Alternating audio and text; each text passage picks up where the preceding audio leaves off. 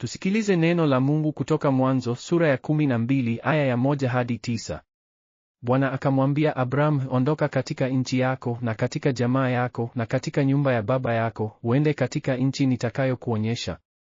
Nitakufanya uwe taifa kubwa na nitakubariki na nitalifanya jina lako liwe kubwa, nawe utakuwa baraka.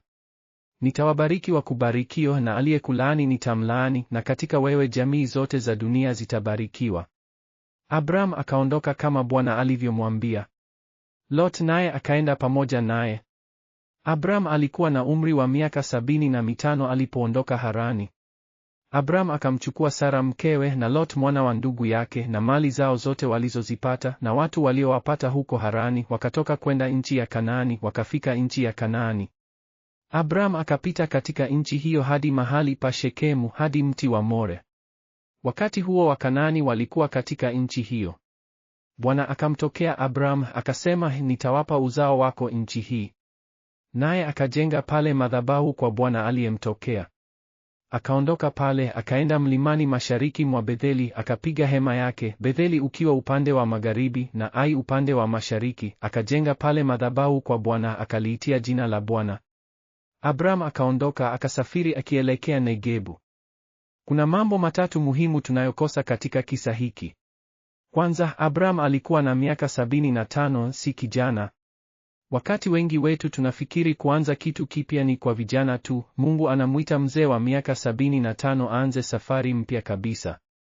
Pili, Sara alikuwa na miaka 65 na hajazaa. Katika utamaduni wa kale hali hii ilikuwa aibu kubwa. Wito wa Mungu ukaja si wakati wa mafanikio, bali wakati wa kushindwa kwa maoni ya binadamu. Tatu, Lot hakuwa mtu mzima, alikuwa mwana wa ndugu yake aliyekufa na Abramu alikuwa mlezi wake. Hii inaonyesha kwamba Abramu hakuwa anafikiri tu juu yake mwenyewe. Jambo la mwisho, baada ya kufika Kanaani, Abramu alijenga madhabahu ovyo bila Mungu kumwamuru. Hii ni imani inayotenda, si kusubiri agizo, bali kutambua mahali pa Mungu na kumtukuza. Tuombee pamoja.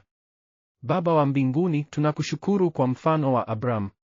Kama vile ulivyomwita yeye ondoke katika nchi yake, unatuita nasi tuache mambo ambayo yanatuzuia tukufuate. Tupe imani ya kumwamini wewe hata tusipojua tutaelekea wapi. Kwa waume miongoni mwetu, tuwape ushujaa wa kuongoza familia zao katika mambo ya kiroho. Kwa wanawake, tuwape imani ya kuunga mkono uongozi huo kwa furaha. Baba, tufanye tuwe baraka kwa wengine kama vile ulivyomwahidi Abramu. Katika jina la Yesu. Amina. Asanteni kwa kutuunga mkono katika kipindi hiki. Kumbukeni, Mungu bado anawaita watu leo kama alivyomuita Abramu. Tuonane katika kipindi kijacho tutakapochunguza maisha ya Abramu huko Misri. Mungu awabariki.